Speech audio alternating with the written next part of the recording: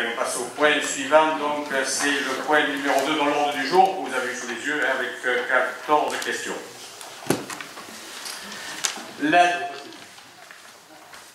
Le point numéro 3, ce sont les décisions.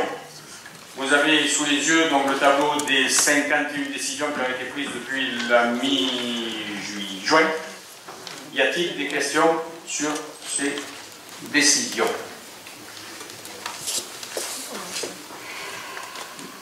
C'est bon? Ah, allez. Alors, oui ou non? Oui, monsieur Maïta. Oui, monsieur le maire, il va falloir, je pense, sur les décisions, on va pouvoir prendre du temps. Alors, on va commencer par la décision 29. Bon, on va pas... 29? Oui, sur le Thalassa, on va imposer une passe sans que le Thalassa ne soit à l'ordre du jour. Malheureusement, rien ne filtre dans le devenir. Hein. Ce que je sais, c'est qu'en permanence, il y a des visites, hein, mais bon, on arrive à rien savoir. Bon, mais sachez, monsieur Fricot, que nous serons là pour défendre les intérêts de la ville et du Thalassa, car depuis maintenant 5 ans, vous baladez la population et les salariés du Thalassa sur le devenir, et je pense qu'à un moment donné, il va falloir savoir ce qu'on fait de cette structure. Ensuite, je viendrai sur le CESCRI. Alors, je vois la numéro 31, où il y a les gîtes, 7 084 €, 17 242 €. Puis je vois la 35, CESCRI, jeux d'enfants, 30 800 €.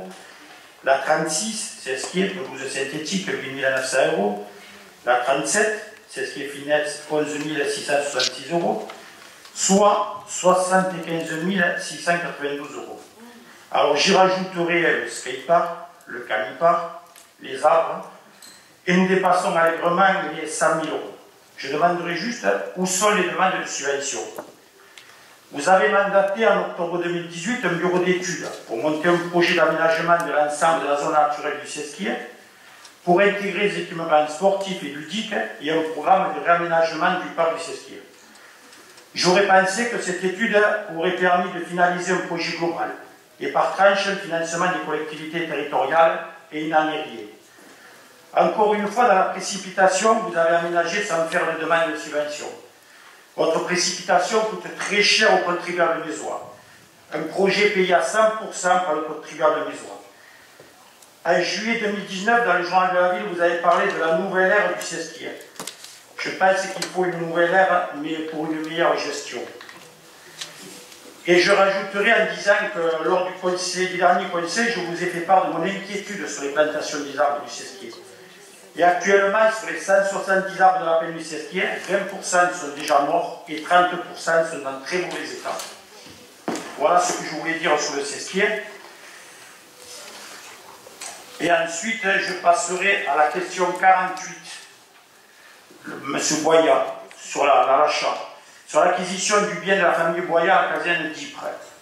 Je trouve judicieux de centraliser les services en un seul lieu, les services municipaux, à condition que cette décision ne soit pas encore un coup d'épée dans l'eau. Vous aviez le projet d'installation Mas de Gary où vous avez viré dans l'urgence l'ONG HI. Par la suite, un projet de vente dans la caserne d'Ypres à un promoteur et de s'installer sur la zone industrielle du Mas de Gary. Maintenant, nous revoilà de retour à la caserne d'Ypres. Tout cela sans aucune concertation ni projet. Et le vendeur n'était pas d'accord sur le prix d'achat, il va falloir trouver une terrain d'entente, mais surtout avoir un projet. Et ensuite, je terminerai par la question 49, sur les nurseries. Eu égard de la crise sanitaire, vous avez enfin lancé la demande de subvention pour installer des biohuttes dans le port. Il aura fallu attendre 3 ans, mais surtout la mémoire du rapporteur pour se décider à poursuivre ce projet NAPEX dans le port. Depuis octobre 2018, la convention avec la société NAPEX est en attente. Ce projet est une bonne chose pour la biodiversité, mais cette biodiversité elle souffre notamment de rejet dans le port. Voilà ce que j'avais à dire sur les questions aux prises de décision. Bien. Alors donc, pour les premières questions concernant les Sesquiers, je peux vous répondre. Concernant la mission tourisme au village de Club Thalassa, vous en étiez, vous étiez au courant, puisqu'on a voté une délibération lors du conseil municipal, alors je l'ai plus dans la tête, le 29, je vais vous le dire, On a voté le 10 juillet 2020 un conseil municipal, que vous étiez élu, hein, vous avez, pour passer un marché concernant la préparation, la passation et l'exécution des règlements de marché avec les accords cadres pour un montant inférieur au seuil défini ainsi que toute décision concernant les avenants pour l'assistance à maîtrise d'ouvrage pour un contrat d'exploitation au village club Terrassa. Donc, ça a été une décision qui a été prise en juillet 2020. On a fait un appel d'offres et il y a eu des remises d'offres, 3 je crois ou 4, et puis on a retenu une société qui s'appelle Mission Tourisme pour réaliser ces différentes études. Au terme de ces études, donc, il va y avoir un rapport qui a été fait en partie, mais il n'est pas terminé. Et je ne prendrai pas, et monsieur Baïza, je vous le dis franchement, clairement, hein, la DSP, elle termine fin mai au village club Terrassa. La situation actuelle de la ville de Metz, et moi je suis maire, et vous savez en ce moment ce qui se passe dans la ville de Metz, ce n'est pas de mon fait, mais il y a une situation tout à fait incertaine, et donc je ne prendrai pas de décision rapide, hâtive, qui risque d'être modifiée par le futur élu si élection il y a. Voilà.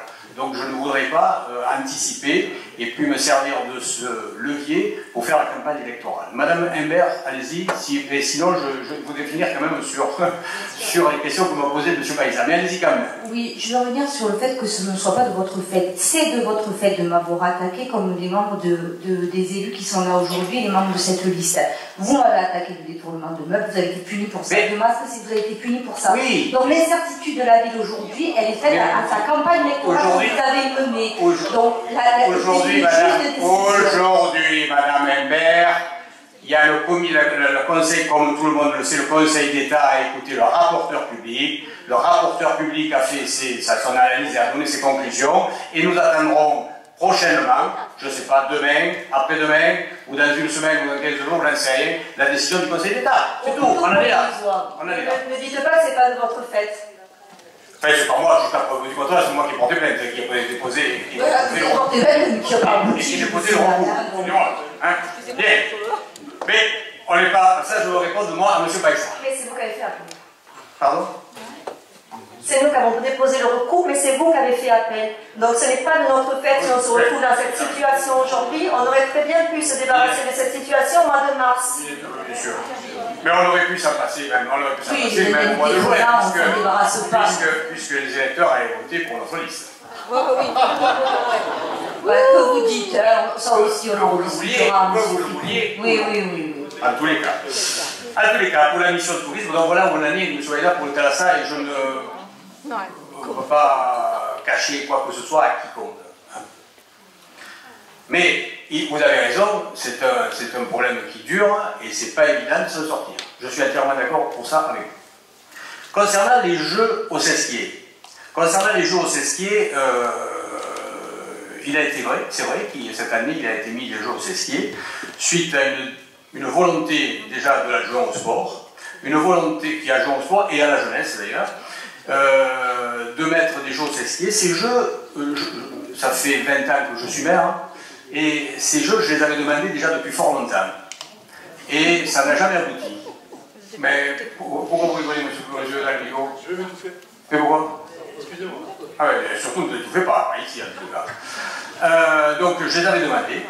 Et bon, pour le moment, il ne voyait pas le jour. Cette année, monsieur Benoît Sol a décidé de mettre en place ces jeux parce que c'était une demande de bon nombre de Mésoises et de Mésois. Et donc, j'ai donné, et le bureau municipal et la liste majoritaire a donné son accord pour qu'on puisse mettre ces jeux.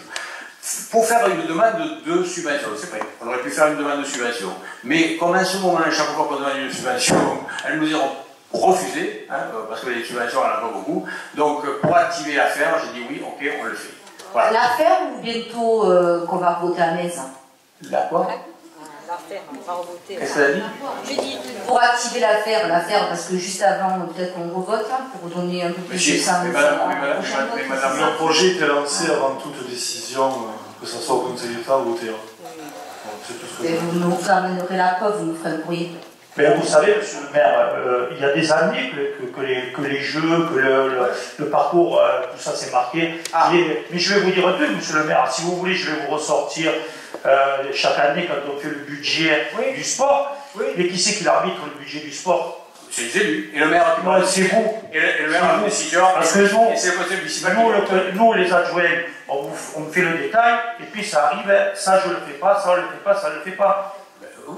Alors on essayait pas de faire croire que c'est quand même vous qui avez arbitré le budget. Attention. Oui, bien sûr. Ah bon, J'aime bien son parler. Tout retombe sur moi, donc oui, c'est moi. Oui, bien sûr. Ah, bien et en mal.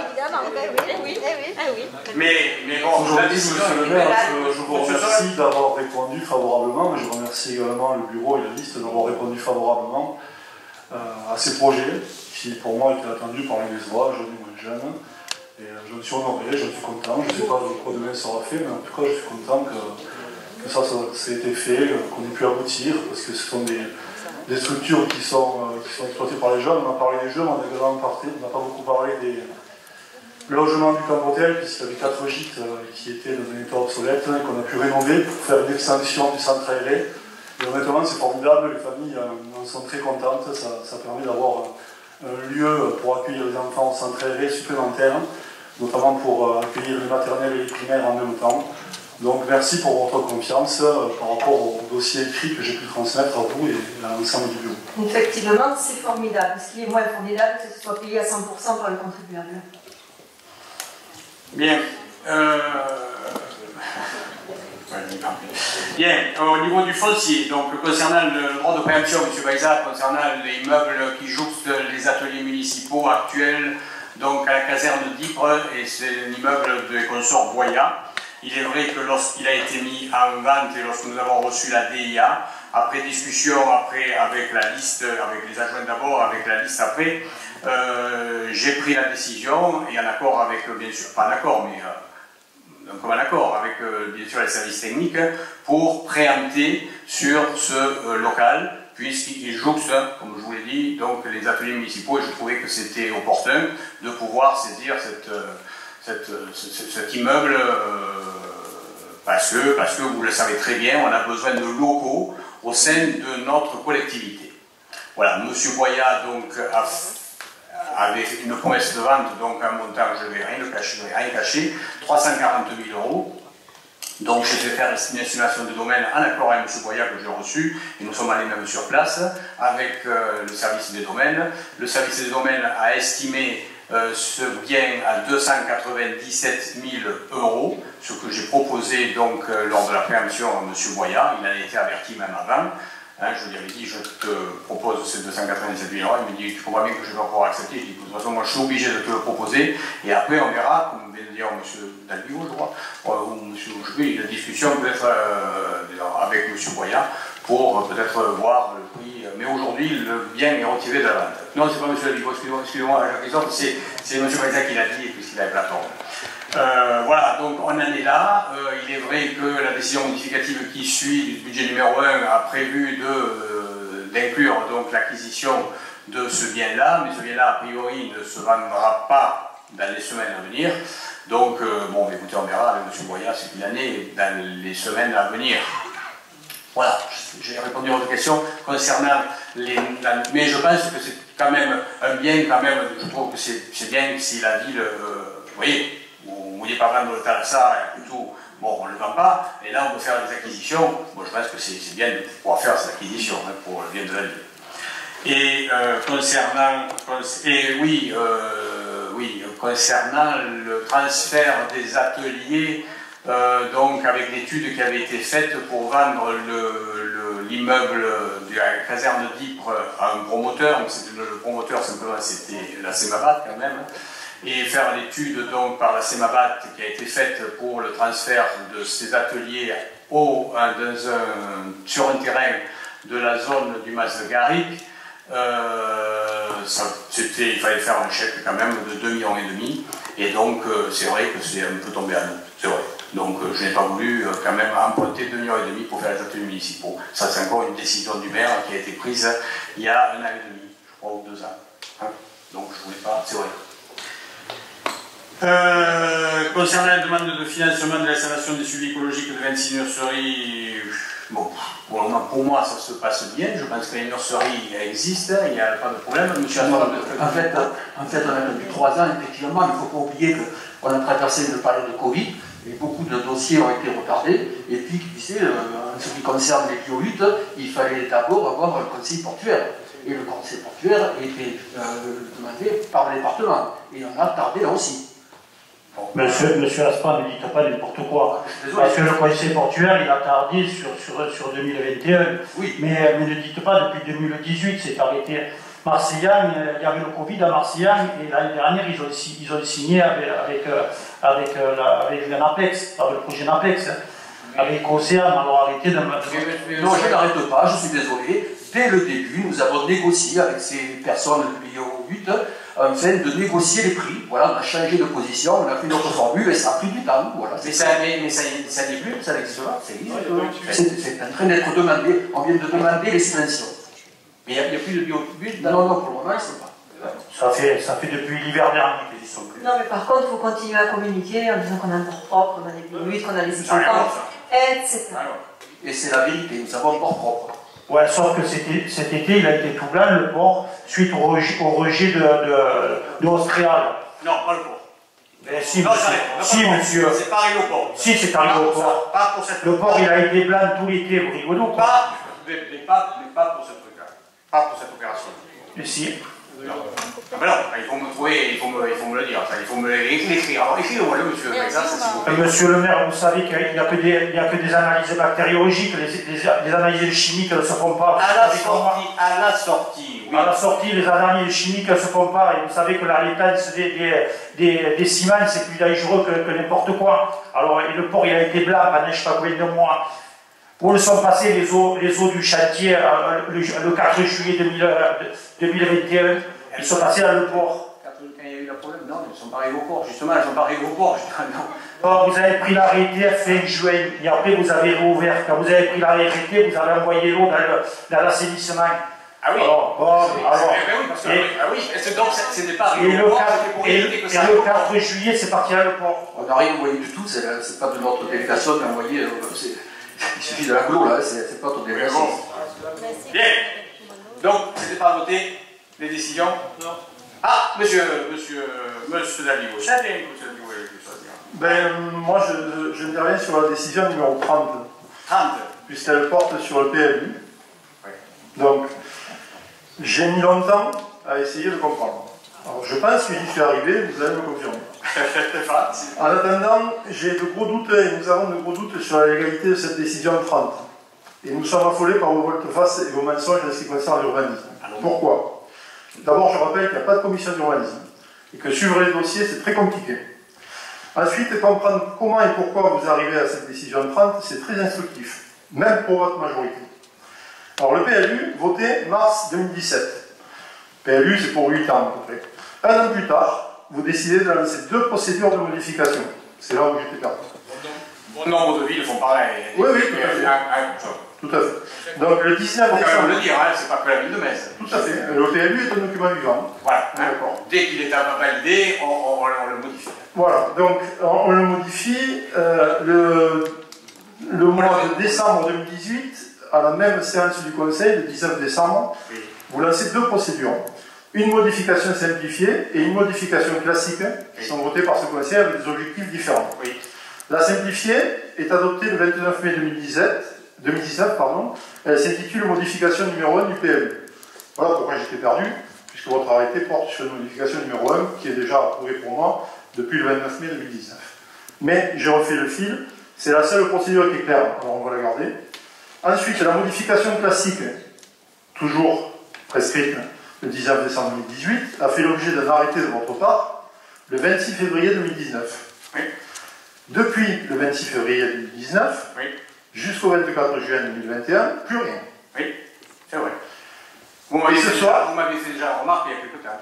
Oui, qu'il n'y avait rien eu. Oui. Et ce soir, vous présentez donc 28 mois après ces 2 actes, quelque chose que vous avez pris en juin en fait. On le découvre aujourd'hui, mais c'était le 24 juillet. Alors vous faites comme si vous n'avez pas changé votre fusil d'épaule le 16 juillet 2019. Parce que le 16 juillet 2019, vous avez demandé au Conseil de voter la révision du PLU. Oui. La révision, c'est autre chose. C'est-à-dire qu'on reprend tous les documents, etc. Pourquoi vous avez fait ça?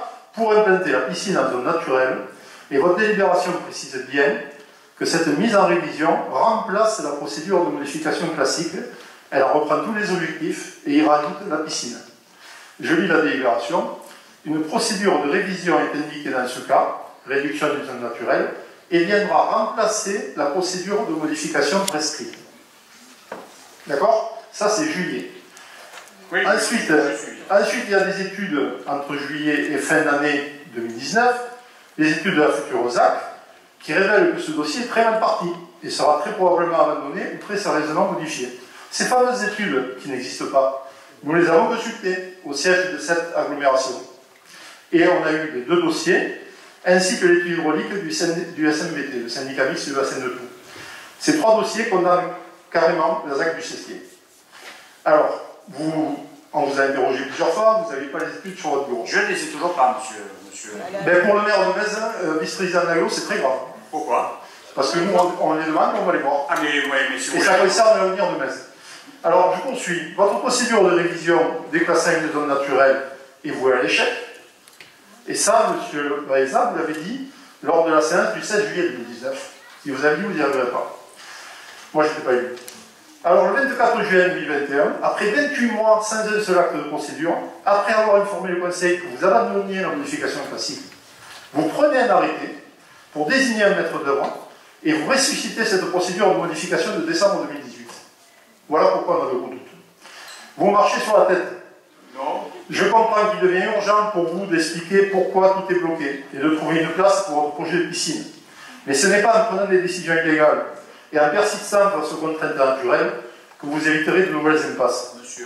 J'ai deux questions pour essayer de voir clair, vous allez m'expliquer. Oui, la révision du PLU de juillet 2019 est-elle abandonnée, non. Oui ou non? Non, pour le moment, non, elle n'est pas abandonnée. On est en train d'étudier, de savoir s'il faut vraiment la faire vivre et puis continuer à faire les études pour faire cette révision. Aujourd'hui, je n'ai pris aucune décision et je répète ce que j'ai dit tout à l'heure, je ne veux pas prendre de décision tant qu'il n'y a pas une situation claire à cette ville. Voilà, c'est tout. Et le 24 juin, ça ne vous a pas gêné de prendre un arrêté de modification pour prendre le maître d'œuvre? Non, parce que je veux qu'on travaille, sur une modification, c'est pas une révision, c'est bien plus simple et bien moins important. Pourquoi vous avez lancé la révision alors?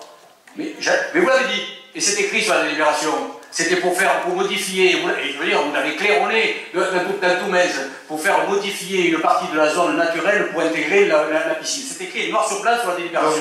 Vous l'avez même dit. Vous l'abandonnez ou pas? Pour le moment, je peux faire les études. Et vous me parlez de ces études de l'aglo qui sont faites par Biotope. Bien sûr que je les ai vues, puisque... Attendez, je vais vous dire. Lorsque M. Paisa m'a posé la question en conseil municipal, je ne me rappelle pas, c'était début d'année, je lui ai dit, je ne me souviens pas de cette étude.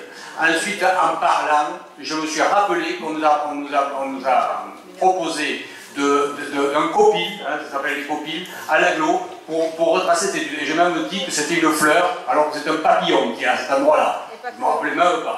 Voilà, donc je me rassure, sur l'étude, il y a 2 pages complètes d'espèces protégées. Donc on n'en est pas à une fleur. Mais M. Daldigo, quand même, ces zones qui sont 2 NA depuis 1988, pourquoi vous ne les avez pas faites avant ces études? Pourquoi la ville de Metz ne les a pas faites? Parce que je n'étais pas élu, j'étais directeur général des services de la communauté de communes. Mais... J'ai quitté mes fonctions ici en 2001, monsieur le maire. Vous êtes maire depuis 2001. Alors arrêtez.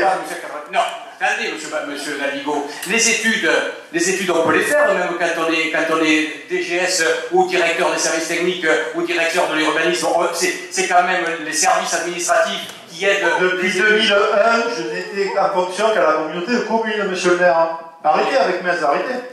Bon, j'ai une deuxième question. J'ai une deuxième question. La mission. Mais bon, quoi qu'il en soit, je réponds quand même, la révision n'est pas arrêtée. Et on a un délai qu'il faut pour la faire, hein, la révision, c'est pas parce qu'on délai. Donc on a 3 procédures en cours. Voilà, on a 3 procédures. Mais il n'y a pas que Metz qui a des procédures en cours, M. Daldigo. Et vous pouvez. Mais non, c'est peut-être pas clair pour tout le monde, ça c'est vrai. Mais ça existe. C'est très clair. Alors, dernière question, puisque vous dites que vous maintenez à la fois une révision et une modification. Oui. Vous relirez quand même vos délibérations parce qu'elles ont exactement le même objet. Donc la DREAL va avoir un problème avec ça. elles ont exactement le même objet. C'est-à-dire que l'objet sur lequel le conseil municipal a délibéré pour mettre la modification et pour mettre la révision, c'est le même, il n'y a que la piscine qui change. Ensuite, vous avez confié la mission de maîtrise d'œuvre par votre arrêté numéro 30, et la mission qui est confiée au maître d'œuvre choisi commence par modification du phasage d'urbanisation de la zone du Sesquier, secteur AU et OAUA, et ouverture partielle d'une zone OAU3. Ça figure dans aucune des délibérations du conseil. Oui. Oui, je sais. Alors vous avez le droit de le faire tout seul, sans délégation du conseil? Mais bien sûr. Mais bien sûr, vous le savez très bien, monsieur Dalbigo, vous le savez très bien. Il y aura un arrêté par la suite et on redélibérera pour mettre au point, parce qu'il y aura, d'ici la fin de cette modification, ou d'ici la fin de la révision, c'est pas une liste exhaustive qui est lorsque dans la demande d'ouverture d'une révision ou d'une modification. Bien sûr. Et il y a des choses qui sont nouvelles, qui sont apportées ou par les services de l'État, ou par les services de l'aglo, ou qui est au travers du SCOT, ou même par les citoyens, les oies, et même par les villes aux alentours. Lorsqu'elles apportent quelque chose, on modifiera, bien sûr, et vous le savez très bien ça aussi, qu'on peut modifier un arrêté et qu'on peut modifier la délibération. Ce que je sais, c'est que quand le conseil donne une délégation au maire pour faire des actes avec des objectifs précis, oui. Je pense qu'il n'a pas de délégation pour faire autre chose. Là, je pense que M. Dalbigo, enfin, vous connaissez, je pense, votre job certainement mieux que moi au niveau de ces trucs-là, administrativement. Mais je pense qu'on ne se trompe pas. Et je pense qu'on pourra le faire comme ça. Et si on ne peut pas le faire comme ça, bien sûr, et vous le savez très bien, il y a les services de la préfecture qui nous mettront le haut là et qui nous diront c'est pas possible, on ne peut pas le faire comme ça. Voilà. Mais ne se met pas un doute alors qu'il n'y est pas. Hein. Aujourd'hui, non. Que vous disiez, et vous l'avez déjà dit, que la demande de modification, une modification simplifiée, qui n'a rien à voir, hein, une modification simplifiée, c'est pour mettre en accord avec les problèmes mineurs qu'il y avait sur l'interprétation sur le PLU et ce que nous a demandé les services de l'État. Hein, c'est ça. Et puis il y a la modification qui rentre, et où j'ai demandé, oui, de faire une modification concernant des zones classé 0. Oui, à la partie. Mais bon, après si on n'a pas le droit de le faire, vous savez très bien qu'on ne pourra pas le faire. Les services de l'État ne sont pas dupes et ne laissent pas faire n'importe quoi. Madame Imbert. Je vais revenir sur ce que vous avez dit tout à l'heure. Et je veux quand même que... Concernant quand l'administration fait des choses comme elle le veut, pas du tout. Non, je n'ai pas dit comme elle le veut. Ouais, j'ai dit qu'elle aide, elle est là pour aider, pour... Non, elle est là pour exécuter. Alors moi, je vais quand même spécifier quelque chose, c'est que les élus impulsent les politiques et l'administration, elle, répond à les impulsions politiques. Et puis si un élu fait une bêtise, l'administration est là pour dire attention, faites-le, mais attention. Pas dans votre collectivité, les plus hautes instances. Pourquoi vous dites ça? Je vous dis ça parce qu'à chaque fois vous accusez M. Dalbigo que lui, quand il était... Non, j'accuse pas. Il n'avait aucun pouvoir puisqu'il suivait les politiques qu'on lui donnait. Voilà, le seul pouvoir qu'il a, c'est d'appliquer vos politiques. Voilà, c'est tout. Pas vous, parce qu'il n'était pas sous vous. Non. Mais donc, il faut quand même maintenant arrêter de dire qu'il a urbanisé tout net tout seul. Mais j'ai jamais dit ça. J'ai dit pendant que M. Dalbigo était directeur général de service. Pendant que M. Coulet, il y a eu la zone des costes de construite. C'était sous l'ère de M. Coulet. C'est tout, mais je n'ai pas dit que c'est Coulet qui l'avait fait. De toute façon, il faut quand même relativiser et dire que l'administration, donc tous les personnels mésois, appliquent vos politiques. Voilà. La politique. Et donc, vos politiques. Oui. Et donc, du coup, il faut quand même arrêter de les incriminer à chaque fois. Mais j'incrimine pas l'administration. Au contraire, je dis que l'administration est là pour appuyer, pour soutenir et pour conseiller les élus. Non, vous réécouterez, vous n'avez pas dit ça. Bon, allez. Monsieur, attendez, on en est où là? Je ne sais plus où on en est du coup. C'est la décision modificative numéro 2, c'est ça? Sur la 30. Ah, on est toujours encore dans les décisions? Oui. Allez, la 30. Et on a fait tellement peu de conseils municipaux, vous comprenez qu'il faut... On a fait conformément à ce qu'il faut faire. Par contre, tant que vous êtes la 30, monsieur, sur le PLU, oui. j'ai appris une belle chose, parce que peut-être que le dossier n'est pas arrivé sur votre bureau. C'est que le projet que vous avez lancé en octobre 2020, où il y avait M. Rodriguez et Mme Estrada, sur le projet c'est ce qui est Palacétan, Vous avez dit qu'il était sur les rails, et il a déraillé, puisque j'ai eu le syndicat mixte qui m'a dit que le projet était tombé à l'eau, que vous deviez faire des mamelons avec une piste cyclable, et tout ça est arrêté. Voilà. Alors je ne sais pas si vous avez eu le dossier sur votre bureau, mais je... Le dossier, je l'ai, et il devrait être finalisé, et les appels d'offres devraient commencer fin d'année. Ah ouais, mais écoutez, on voit le syndicat mixte, c'est pas la même version, alors bon, voilà. Après, on verra bien que vous êtes mieux renseigné pour moi, tant mieux. Hein, oui, mais... Par contre, en parlant du... Mais en fait, bon, si les administratifs racontent ça comme ça, je suis quand même un peu surpris. Pas ça comme ça, c'est lui qui questionne. Oui, mais vous savez, monsieur le maire, les administratifs, moi, l'histoire du biotope, je le savais avant les élections. Seulement, on a essayé d'avoir les études. Alors, quand on n'a rien à cacher, je pense que les études, l'aglo pourrait le publier, ou le syndicat mixte pourrait... Voilà la lettre de l'aglo, voilà la lettre de... Je vous la lis, tiens, la lettre de l'aglo. Allez, je vous la lis. Je vous la lis, la lettre de l'aglo, suite au courrier que vous avez envoyé à tous les conseillers municipaux. Oui. Le site des Sesquiers a été désigné, c'est l'aglo qui me parle parce que j'ai posé la question. Le site des Sesquiers a été désigné et j'ai reçu le 9 septembre. Non, j'ai reçu le 9 septembre. Non, j'ai reçu début de semaine. Ça a été écrit le 9 septembre.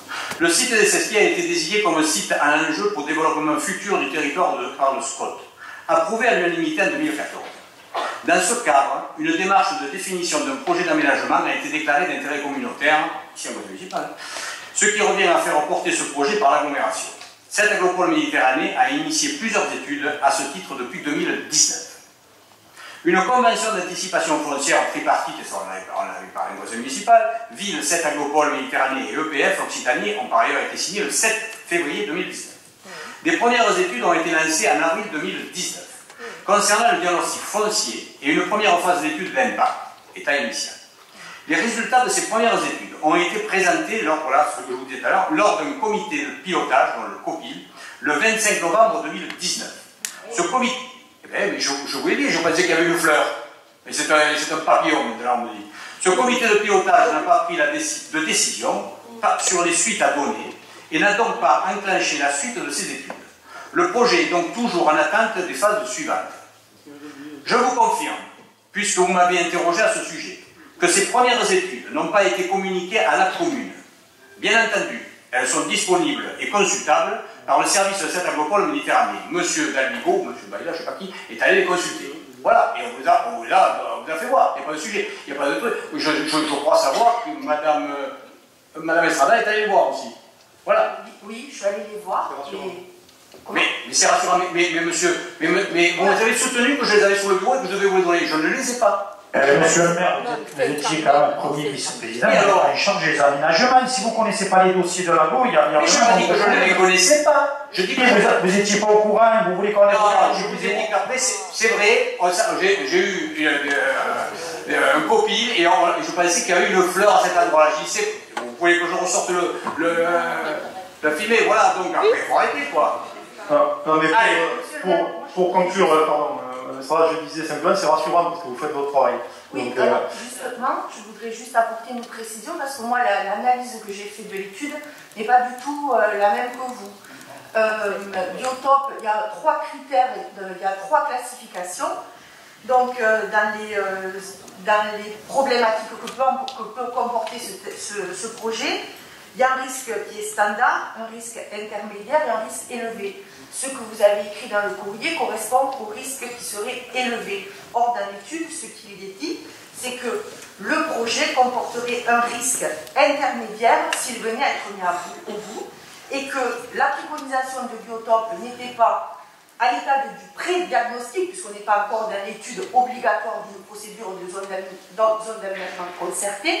La préconisation, c'était un besoin d'un accompagnement pour poursuivre les étapes du projet, une assistance à maîtrise d'ouvrage sur l'ensemble des phases de conception du projet et des étapes d'élaboration des dossiers réglementaires. Ça veut dire que Biotope, ce qu'il met en place, ce qu'il avance, c'est que ça risquerait d'avoir des coûts supplémentaires qu'un projet normal. En aucun cas, il est dit que la DIA ou l'État s'opposerait s'il n'y avait pas de mesures de compensation mises en place. Et vous savez très bien que le droit de l'environnement est basé aussi sur les compensations. Donc, en ce qui concerne ma position d'élu, tant que je suis élu à la transition écologique, Eh bien, moi, je suis ravie de voir que le Sesquier est un réservoir de biodiversité et que ça continuera à l'être. Et que je suis ravie aussi de vous annoncer ce soir, peut-être qu'au syndicat mixte, on vous l'a dit, M. Baeza, mais la ville de Metz a été retenue par l'Office français de la biodiversité pour sa candidature à faire un atlas de la biodiversité communale avec les autres communes. Et nous allons flécher les budgets de l'État sur cette zone-là. Donc, tant qu'on peut tous être rassurés, la diane, l'anémone couronnée, le lézard ocellé, le coucouget, le guêtrier d'Europe, la linotte mélodieuse, le faucon crésserelle, le rognier d'Europe continueront à vivre et à se développer à Metz et tout particulièrement au Sesquier. Eh bien, bravo. C'est bien, Madame Estrada. Je vois que finalement nos interventions ont servi. Au moins, vous avez pu voir les dossiers, parce que si on ne vous en avait pas parlé, Monsieur le maire, vous avez rien dit comme il nous l'a fait à nous lors de la dernière mandature. Voilà. Madame Estrada. Pas du tout, parce que pour moi, il n'y avait pas une urgence sur ce dossier-là, puisque j'ai d'autres dossiers prioritaires et que là, le papillon, il n'est forcément pas en danger. Les bulldozers et les tractopelles ne sont pas aux portes du Sesquier. Eh bien, merci. On est content de la prendre. Voilà, rassurez. Pour compléter votre propos, si vous avez bien lu toutes les études, il n'y a pas que Biotope. Biotope, c'est la version environnementale. Il y a aussi un côté réglementaire. Et ce qu'on a écrit dans le courrier à tous vos collègues, c'est ce qui est écrit sur la version réglementaire. C'est-à-dire que vous allez au casse-pipe au niveau juridique. Et ça, c'est écrit. On ne l'a pas inventé. Ce qu'on a mis dans le courrier, c'est dans l'étude. Le volet réglementaire est très casse-gueule. Allez, monsieur Baeza, vous avez fini par cette intervention. Bien, on va passer au point numéro quand même. Monsieur Graine a quelque chose à dire. Ah, monsieur Graine. Eh oui. Allez-y, monsieur Graine. Alors, justement, comme monsieur Dadigo a longuement évoqué la décision numéro 30, j'ai constaté, et vous le savez très bien, qu'à de nombreuses reprises, j'avais évoqué les conditions litigieuses d'adoption de ce plan local d'urbanisme. En m'appuyant sur le PV du Conseil du 29 mai 2019, c'est en bas de la page 4 et en haut de la page 5, au cours duquel j'avais souligné la nécessité de revoter le PLU entaché d'illégalité, il y a été noté, je cite, « Monsieur le maire indique qu'il demandera l'avis des services de l'État. » Comme vous n'avez pas évoqué cette démarche, je suppose que vous ne l'avez pas faite et que cet engagement prononcé par vous devant le conseil municipal n'était que du vent. Le PLU est soumis au contrôle de légalité de l'État et ils ont validé le PLU. Bien, on arrête là pour le PLU, s'il vous plaît. C'est bon, merci. Donc, on va au point numéro 4, finance et budget principal. J'avais une question. Alors, on va rester sur les décisions. Excusez-moi, mais si vous prenez des décisions, vous pouvez le contenter. Il s'agit du marché de fourniture et livraison de masques de protection jetables d'une valeur de 35 000 € hors taxe annuelle que vous avez passé. En me renseignant auprès de la société 2MAD qui a été choisie donc, dans ce marché, seulement 1 300 € de matériel ont été retirés auprès de ce fournisseur, donc on est bien loin des 35 000 € annuels que prévoit le marché. Ensuite, je me permets aussi de revenir pour la deuxième fois en ce conseil municipal sur votre intervention en juin 2020 concernant l'achat de masques en tissu. Vous avez en effet publié sur le site de la ville de Metz le 16 juin 2020 la commande de masques passée auprès du département n'ayant pas été livrée en mairie. La ville de Metz se voit contrainte de recommander des masques en urgence. Ils seront envoyés dans les foyers niçois dans les meilleurs délais, dans le cadre d'un dispositif global et cohérent mis en place par les services de la ville depuis plusieurs semaines. À compter de cette date, je n'ai vu passer aucune décision du maire concernant l'achat de masques. Un conseil municipal du 17 mars dernier, vous m'avez affirmé qu'ils avaient été commandés sur le budget du CCAS. Après plusieurs mails auprès de votre DGS, il a été dans la capacité la plus totale de me fournir la facture de ces masques en question.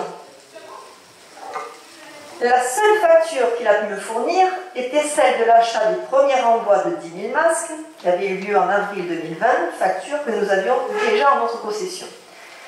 Donc, compte tenu des éléments en ma possession, c'est-à-dire aujourd'hui, aucune facture concernant ce deuxième envoi que vous avez affirmé sur le site de la ville.